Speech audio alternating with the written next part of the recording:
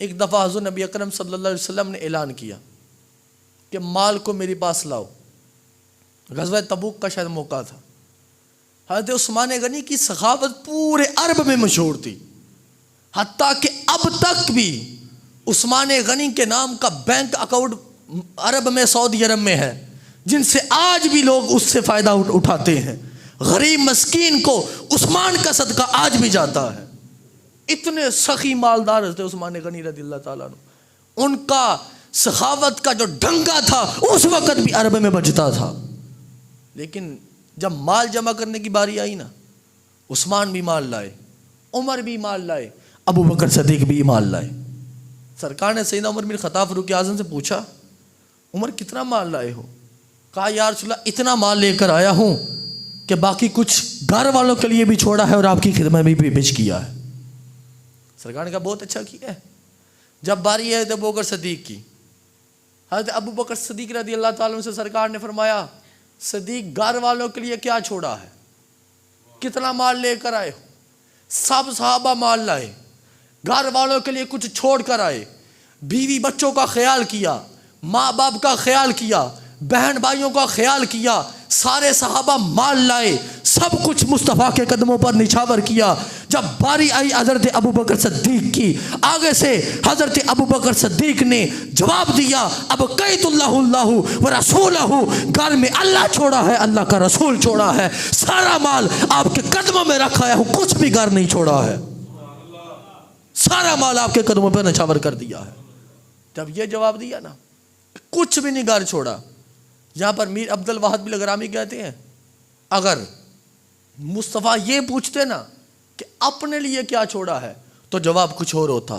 چونکہ مصطفیٰ نے فرمایا تھا گھر والوں کے لیے کیا چھوڑا ہے، تو جواب میں دیا تھا کہ میں نے گھر والوں کے لیے اللہ چھوڑا ہے، اس کا رسول چھوڑا ہے، جو کچھ بھی تھا سارے کا سارا مصطفیٰ آپ کے قدموں پر لے آیا. جب یہ جواب دیا نا تو آسمان سے جبریل آئے. سرکار فرماتے جبریل تو کدھر آیا ہے؟ کہتا رب کا پیغام لے کر آیا ہوں. کہا کون سا پیغام لے کر آیا ہے؟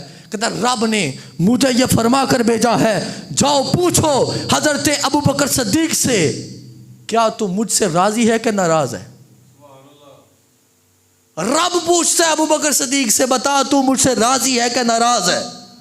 جاؤ پوری کائنات اٹھا کے سارے بندوں کو دیکھ لو، انبیاء رسولوں کے بعد پوری دنیا میں ایک ہی بندہ آیا ہے جس سے رب پوچھے بتا تو مجھ سے راضی ہے کہ ناراض ہے. وہ ایک ہی ہے جس کا نام ابو بکر صدیق ہے. اللہ پوچھتا ہے بتا تو مجھ سے راضی ہے کہ ناراض ہے. آگے سے حضرت ابو بکر صدیق کہتے ہیں میں اب سے راضی ہوں، میں اپنے رب سے راضی ہوں. 3 مرتبہ فرمایا تھا میں اپنے رب سے راضی ہوں، میں اپنے رب سے راضی ہوں، میں اپنے رب سے راضی ہوں. جاؤ رب سے پوچھ کر بتاؤ قبول بھی کرتا ہے کہ نہیں کرتا. وہ حضرت ابو بکر صدیق ہے. سارا مال لے آئے.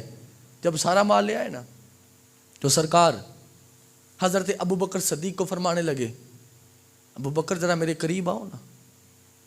حضرت ابو بکر صدیق تھوڑا سا قریب گئے. آگے سرکار فرماتے ہیں تھوڑا سا اور قریب آؤ. حضرت ابو بکر صدیق تھوڑا سا اور قریب گئے، حتیٰ کہ مصطفیٰ نے پھر فرمایا ابو بکر تھوڑا سا اور قریب آؤ. جب یہ بات آتی ہے نا تو مجھے معراج کی رات بھی یاد آتی ہے کہ جب رب مصطفیٰ سے فرماتا تھا ادنو منی یا محمد، اے محمد میرے قریب تھوڑا سا اور آ. مصطفیٰ فرماتے ہیں میں قدم بڑھاتا تھا پھر آواز آتی تھی ادنو منی یا محمد، تھوڑا سا اور قریب آؤ. میں قدم بڑھاتا تھا پھر آواز آتی تھی ادنو منی یا محمد، تھوڑا سا اور قریب آؤ. ادھر سرکار فرما رہے ہیں ابو بکر صدیق کو تھوڑا سا اور قریب آؤ، تھوڑا سا اور قریب آؤ، تھوڑا سا اور قریب آؤ. فرماتے اتنا قریب ہوئے کہ حضرت ابو بکر صدیق کے زانو مبارک مصطفیٰ کے زانو مبارک سے مس ہو گئے، اس قدر مل گئے. جب یہ مرتبہ دیکھا نا تو صحابہ کہنے لگے شاید ابو بکر صدیق نے سارا مال لے آئے، اتنا مال خرچ کیا ہے اس لیے ابو بکر صدیق کو یہ مرتبہ ملا ہے، اس لیے ابو بکر صدیق کو یہ مقام ملا ہے کہ سارا مال مصطفیٰ کے قدموں پر نشاور کیا ہے. اگر ہم کریں کیا ہمیں یہ مرتبہ ملے گا؟